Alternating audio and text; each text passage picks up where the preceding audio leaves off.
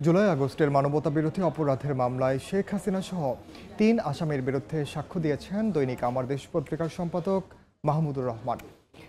বিচারপতি মোহাম্মদ গোলাম মুর্তুজা মজুমদারের নেতৃত্বাধীন ৩ সদস্যের আন্তর্জাতিক অপরাধ ট্রাইব্যুনাল ১-এ সাক্ষ্য দেন তিনি।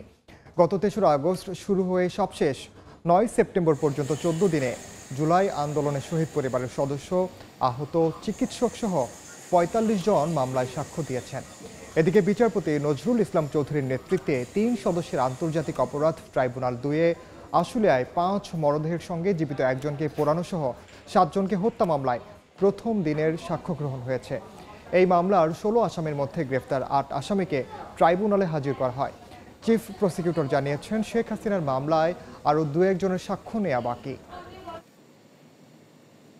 নাহিদ ইসলাম আগামীকালকে সাক্ষ্য প্রদানের কথা আছে এবং তার সাক্ষ্য গ্রহণের মাধ্যমে আর যে ফরমাল একজন সাক্ষী আছে আমাদের, সেটার মাধ্যমে আশা করছি এই মামলার সাক্ষ্য গ্রহণ সমাপ্ত হবে।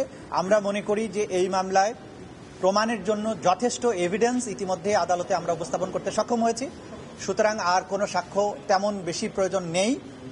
সে কারণে এই বাকি দুজনের সাক্ষ্য গ্রহণ সমাপ্ত হওয়ার পরে আমরা মামলাটি সমাপ্তির জন্য প্রেয়ার করব। আদালত ব্যবস্থাগুলো যে তার ইশারায় চলতো এবং আদালতগুলো যে তাদের কৃতদাসের ভূমিকায় অবতীর্ণ হয়েছিল, সেই বিষয়গুলো কিন্তু তিনি বলার চেষ্টা করেছেন।